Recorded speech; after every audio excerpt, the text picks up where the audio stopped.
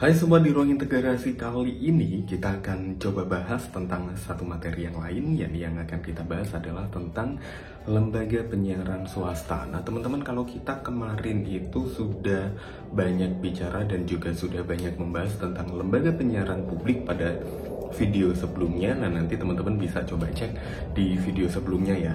Dan kali ini kita akan mulai membahas tentang lembaga penyiaran swasta. Apa itu sebenarnya lembaga penyiaran swasta? Nah jangan kemana-mana, kita akan kupas tuntas kali ini hanya di Ruang Integrasi.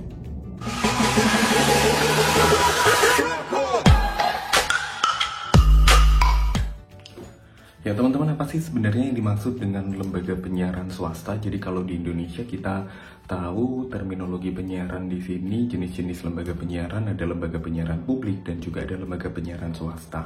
Nah, untuk lembaga penyiaran swasta sendiri sebenarnya kalau kita mengacu pada pendefinisian yang ada di Undang-Undang Nomor 32 Tahun 2002 tentang penyiaran, bahwa lembaga penyiaran swasta ini adalah sebuah lembaga penyiaran yang dia dibuat ya atau diselenggarakan secara komersil dan juga dia berbentuk badan hukum. Artinya apa? Masing-masing lembaga penyiaran yang diselenggarakan oleh swasta dan juga dia bertujuan untuk komersil, maka dia masuk dalam kategori lembaga penyiaran swasta. Nah, pemerintah kita juga memberikan proteksi pada implementasi penyiaran yang ada di Indonesia dengan melarang adanya warga negara asing yang menjadi pengurus dari lembaga penyiaran swasta. Maksudnya seperti apa sih ada warga negara asing? Warga negara asing di sini maksudnya adalah mereka yang kepemilikan medianya berasal dari asing, itu tidak boleh. Loh, tapi kan itu juga ada tuh beberapa lembaga penyiaran yang dia itu adalah lembaga penyiaran yang sudah existing di dunia. Seperti contohnya CNBC Indonesia, CNN Indonesia dulu. Indonesia, negara dengan ekonomi terbesar di Asia Tenggara dan populasi terbesar keempat di dunia, diproyeksi akan menjadi kekuatan raksasa ekonomi dunia.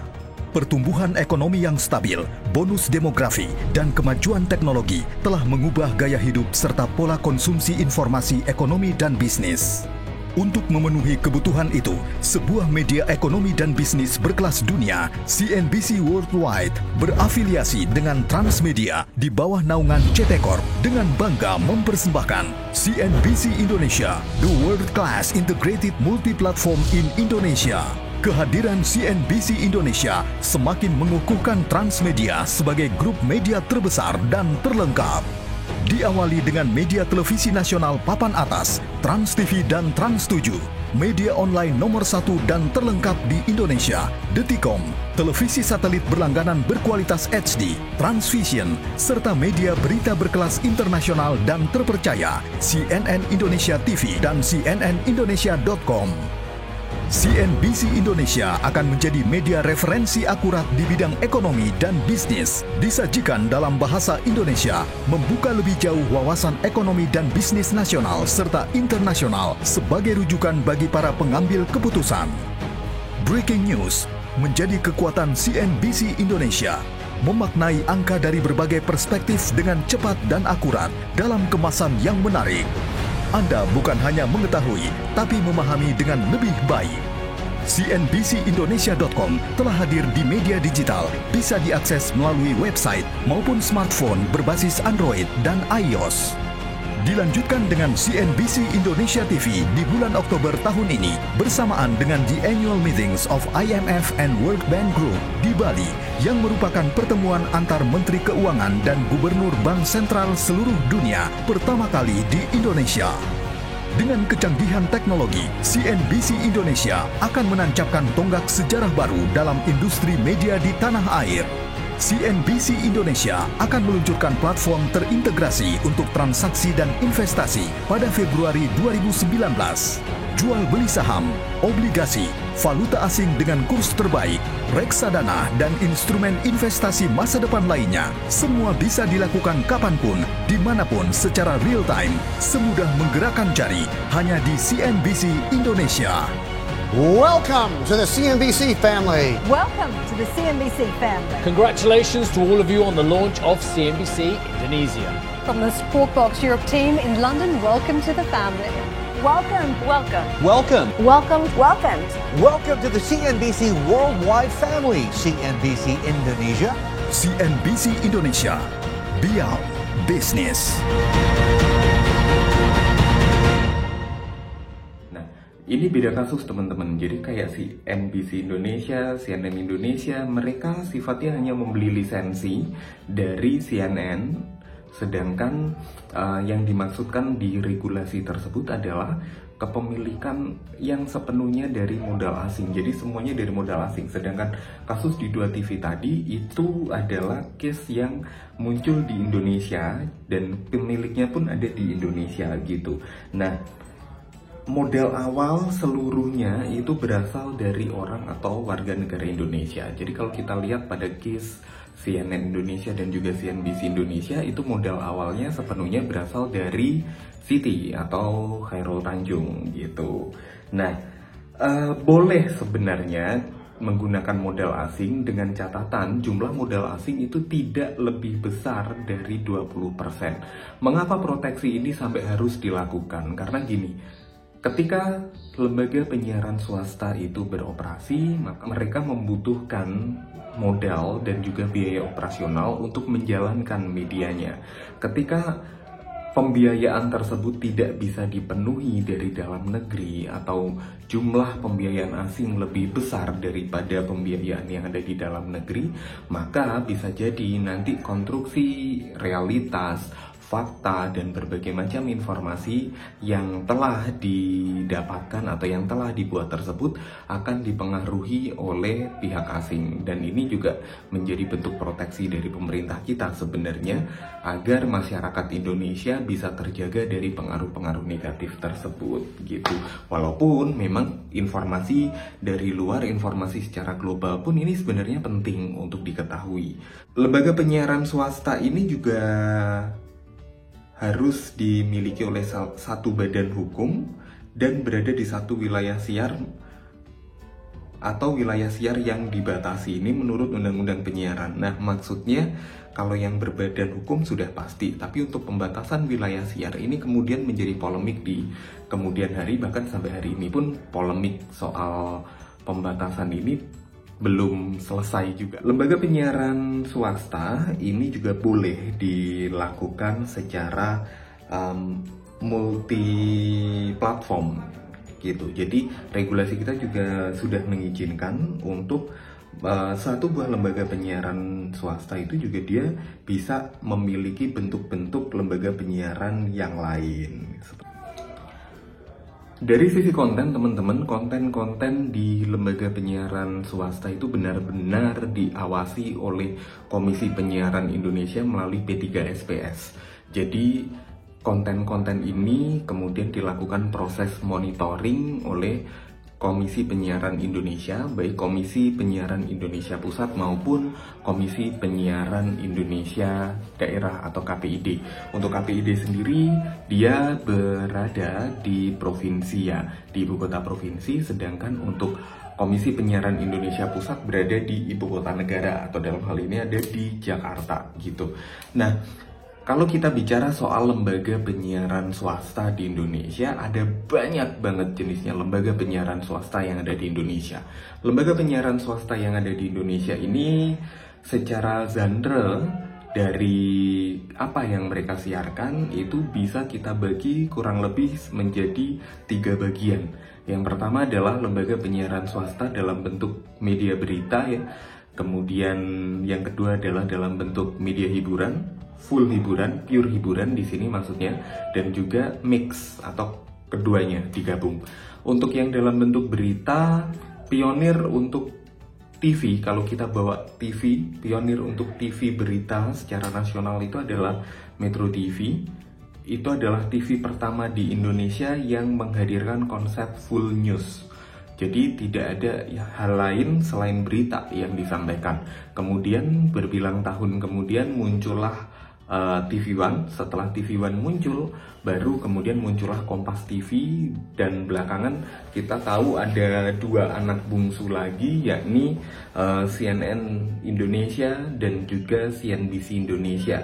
Itu adalah TV yang bermain atau TV berita yang bermain di ranah konvensional atau TV terestrial, dan juga yang bermain di ranah OTT atau over the top. Dan juga saya agak ribet nih kalau ngomongin soal TV digital, karena konsep TV digital sendiri itu kita tidak bisa menyampaikan bahwa TV digital itu adalah YouTube atau channel-channel YouTube yang dimiliki oleh media-media. Enggak, itu beda.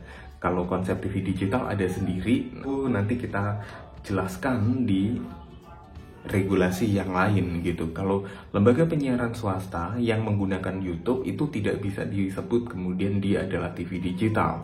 Tidak serta-merta bisa seperti itu. Kenapa? Karena YouTube hanya sebagai platform siar saja. Dan yang dimaksud TV digital itu adalah proses penyiarannya itu menggunakan sinyal digital gitu. Walaupun memang dari sebagian besar TV yang sudah muncul di YouTube tersebut, mereka juga sudah bisa ditemukan dalam bentuk siaran digitalnya gitu teman-teman.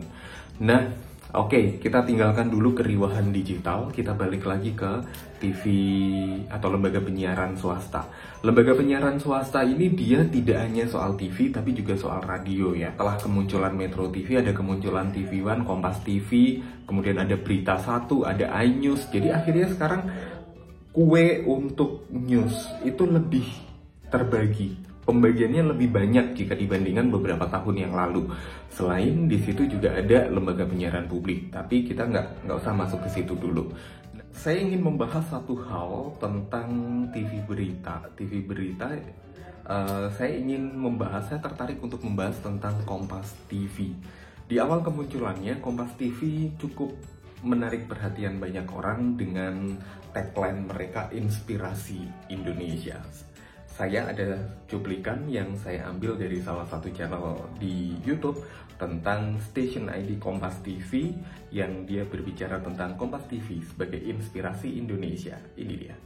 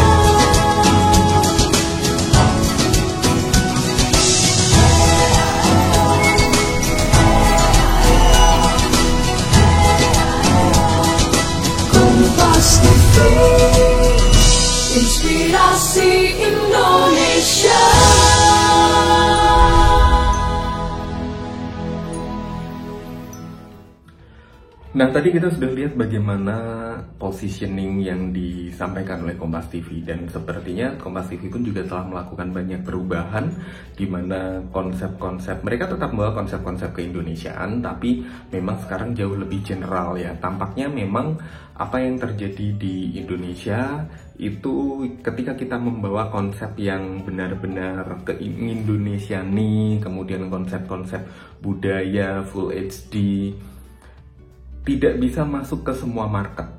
Nah, ini kemudian menjadikan beberapa televisi akhirnya gulung tikar karena mereka tidak bisa menjangkau market yang luas, dan ketika market atau pemirsanya yang dijangkau tidak terlalu luas, maka ini dapat berimplikasi pada pendapatan iklan yang ada di media tersebut. Akhirnya ini menjadi satu persoalan tersendiri gitu. Dan mau tidak mau media kita kemudian ditarik untuk dibawa lagi masuk ke apa yang diinginkan oleh publik. Jadi ada terminologi yang memang ini menjadi hal yang diagung-agungkan oleh teman-teman di lembaga penyiaran swasta. Lembaga penyiaran swasta itu konsep yang diusung itu adalah disukai atau diinginkan oleh publik.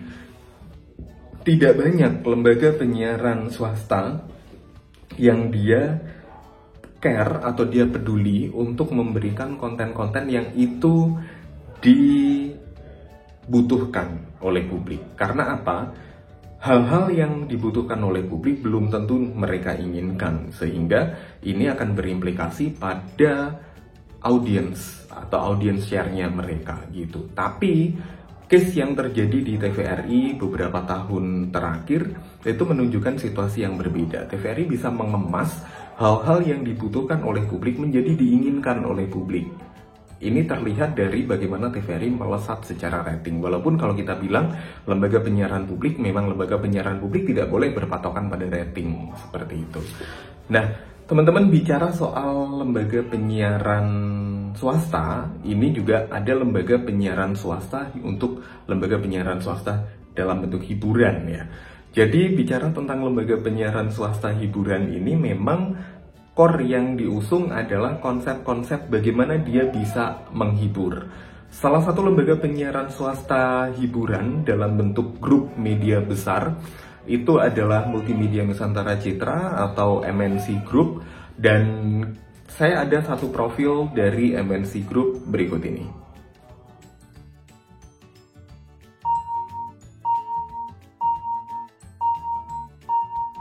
Founded in 1989, MNC Group has grown to become the leading investment group in Indonesia. Under the leadership of founder and chairman Hari Tanusudibio, MNC Group has 3 strategic investments: media, financial services, and lifestyle property. Media Nusantara Citra, or MNC, being part of the media business within MNC Group, owns and operates 4 national free-to-air TV stations, or FTA, RCTI, MNC TV, GTV, and iNews, with its fastest-growing OTT streaming service called RCTI Plus. In content, MNC produces 23,000 hours a year for its own FTA, third parties, cinemas, and digital platforms, with more than 300,000 hours of content library.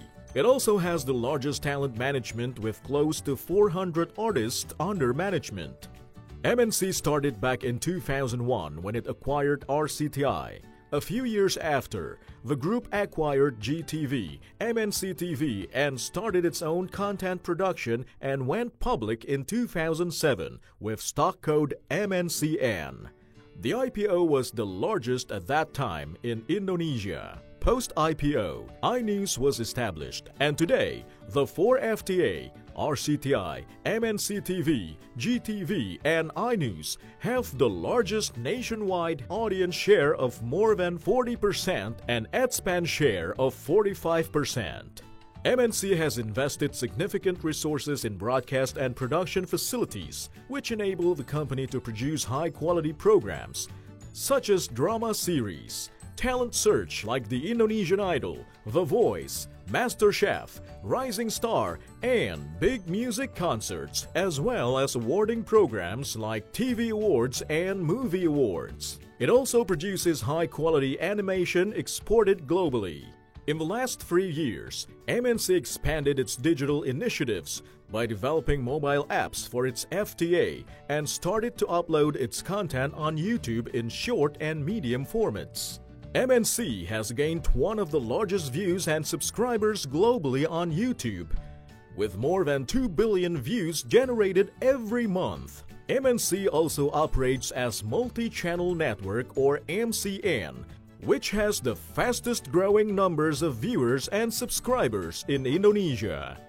MNC operates 3 portals focusing on general and news contents called OKZone, Sindo News, and iNews.id. OKZone today has the largest daily unique visitors of more than 20 million. Sindo News has more than 4 million.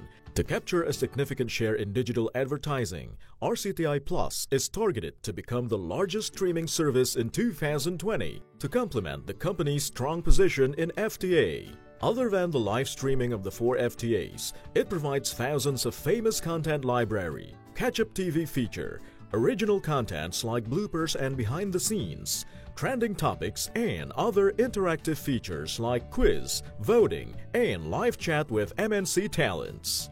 Other features such as content from general and news portal, radio streaming, and UGC for talent search competition content dedicated for RCTI Plus are currently under development. In the next 5 years, digital and content revenues are targeted to represent 50% of the company's revenue. MNC, beyond the largest FTA and content. Teman-teman, selain di berita juga ada di hiburan. Untuk konsep hiburan itu kita bisa lihat TV-TV seperti SCTV, Indosiar itu adalah konsep sepenuhnya hiburan. Ya teman-teman, mungkin muncul pertanyaan di benak kita semua. Kenapa sih kok lembaga penyiaran swasta itu benar-benar powerful? Dalam artian dia bisa memberikan impact yang sedemikian besar ke masyarakat. Hal ini kembali lagi pada terminologi lembaga penyiaran di negara berkembang. Karakteristik masyarakat di negara-negara berkembang itu memiliki kecenderungan untuk menyukai informasi atau konten-konten yang berhubungan dengan sarkasme, yang berhubungan dengan mistis, yang berhubungan dengan seksualitas, yang berhubungan dengan kekerasan. Jadi itu merupakan konten yang memang diinginkan oleh masyarakat di negara berkembang seperti di Indonesia. Maka ketika ada sinetron, kemudian ketika ada acara gosip, itu memiliki market pemirsa yang cukup banyak.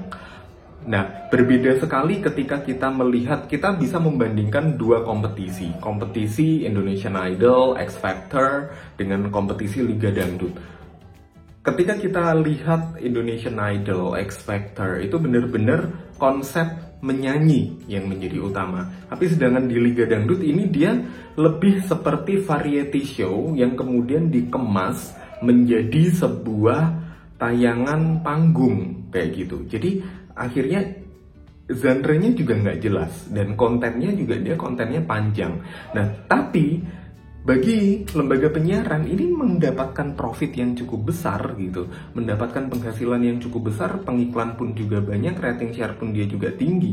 Mengapa ini bisa terjadi? Karena masyarakat kita membutuhkan atau menginginkan tayangan-tayangan yang seperti itu. Mereka in one side mereka merasa sudah lelah dengan berbagai macam hal serius, dan in the other side mereka pengen mendapatkan sebuah hiburan yang benar-benar bisa menghibur. Selain itu, kita juga bisa melihat dari bagaimana diagram kependudukan Indonesia. Mayoritas penduduk Indonesia sekarang berada atau SES-nya berada di tipe menengah, kelas menengah, baik di lower middle income maupun upper middle income. Dan di lower middle income dan juga lower income ini jumlahnya cukup banyak. Maka dari itu publik mereka senang untuk melihat hal seperti ini. Dan kalau kita lihat juga dari sisi karakteristik pemirsa dari program-program acara tersebut adalah masyarakat awam biasanya gitu. Sedangkan mereka yang dengan tingkat pendidikan tertentu akan memilih untuk mengkonsumsi program acara yang menurut mereka lebih logis gitu. Ini maksudnya adalah acara-acara yang lebih mencerdaskan, seperti acara talk show atau mungkin acara-acara kompetisi yang memang benar-benar pure kompetisi nyanyi aja kayak gitu. Nah, Media Nusantara Citra atau MNC Group ini kalau kita lihat ada banyak banget platform media yang mereka miliki, baik di ranah berita maupun di ranah hiburan. Bahkan televisi pertama atau televisi swasta pertama di Indonesia ini juga masuk dalam grup ini, yakni RCTI. RCTI belakangan ini berubah menjadi sebuah stasiun TV sinetron ya, dimana efeknya luar biasa kalau kita lihat. Ada ibu-ibu yang demo ke rumah kepala desa hanya gara-gara listrik mati karena Ikatan Cinta mau tayang. Dan berbagai macam hal lain yang sometimes itu seolah tidak logis, tapi itu terjadi di Indonesia. Artinya apa sih? Basis pemirsa di Indonesia itu adalah basis pemirsa yang loyal. Ketika mereka memang sudah menyukai itu, mereka menginginkan konten itu, dan mereka pasti akan nonton kayak gitu. Dan ini jadi catatan tersendiri sebenarnya. Saya ada satu video yang bahkan ada kompetisi menyanyi untuk cover lagunya Ikatan Cinta. Berikut ini.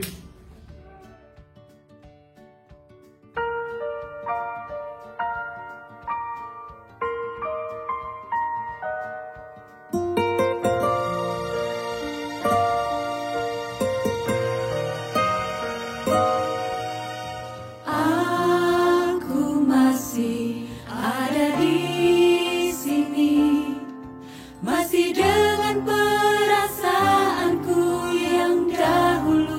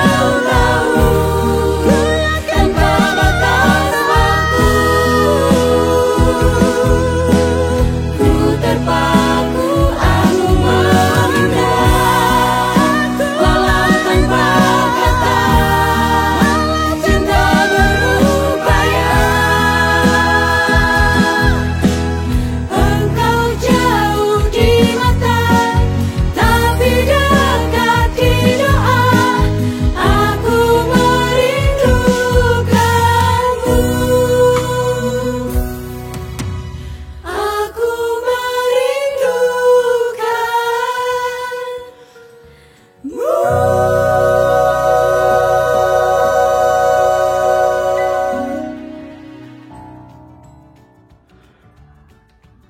teman-teman, lembaga penyiaran swasta, mengapa mereka bisa membuat hype sampai demikian? Jawabannya cuma satu, teman-teman. Lembaga penyiaran swasta itu membutuhkan pemirsa. Membutuhkan pemirsa agar mereka bisa terus bertahan dari iklan. Gitu.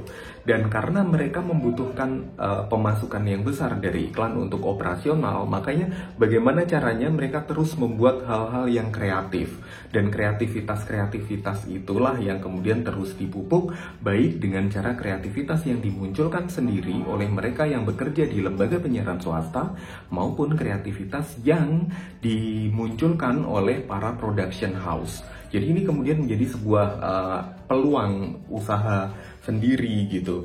Cuman memang kalau kita lihat, kita bermain di ranah entertainment, maka swingnya akan lebih terasa dibanding kita ada di ranah news. Ketika kita ada di ranah entertainment, maka kita benar-benar harus bisa menghibur dan harus bisa memuaskan semua orang dan juga semua kalangan. Sedangkan ketika kita tidak berada di ranah itu, ketika kita tidak berada di ranah news, kita tidak berada di ranah hiburan, ranah news misalkan, kita cukup berpegang teguh pada kualitas informasi gitu. Dan di lembaga penyiaran swasta pun untuk penayangan iklan sebenarnya juga dibatasin. Misal untuk iklan seperti rokok itu harus ditayangkan jam berapa sampai jam berapa. Kemudian jumlah iklan dalam satu hari muatannya untuk lokalitas itu berapa persen. Kemudian jumlah muatan iklan untuk iklan layanan masyarakat di lembaga penyiaran swasta itu jumlahnya berapa persen dari total iklan niaga, itu ada banyak. Dan memang mereka menjualnya berdasarkan durasi. Jadi pola penjualan untuk iklan di media itu ada banyak, ada berdasarkan durasi, 30 detik, 1 menit, 2 menit, kemudian ada istilah blocking time juga, jadi banyak. Dan ketika masuknya digital atau ketika masuknya platform-platform situs berbagi video dan media-media penyiaran ini kemudian masuk ke ranah tersebut, maka lembaga penyiaran swasta ini mulai untuk mencari sumber pendapatan yang lain. Salah satunya adalah dari situs-situs berbagi video tersebut, teman-teman. Nah, karena mereka berusaha untuk mencari dari sana juga, tapi ini tidak bisa kita pukul rata bahwa pendapatan mereka adalah berasal dari sana, gitu, nggak bisa. Pendapatan mereka memang memang ada yang berasal dari ranah digital, tapi bukan satu-satunya, gitu. Dan mereka berkepentingan untuk memperluas atau melakukan ekspansi pendapatan bisnisnya. Jadi teman-teman, ketika kita bicara tentang lembaga penyiaran swasta, maka point of interest dari lembaga penyiaran swasta ini adalah profit. Codingnya adalah profit. Seberapa ini menguntungkan untuk lembaga penyiaran swasta? Berapa besar iklan yang bisa kita dapat dari program acara tertentu? Jadi semuanya diorientasikan pada berapa banyak nominal rupiah yang akan dihasilkan.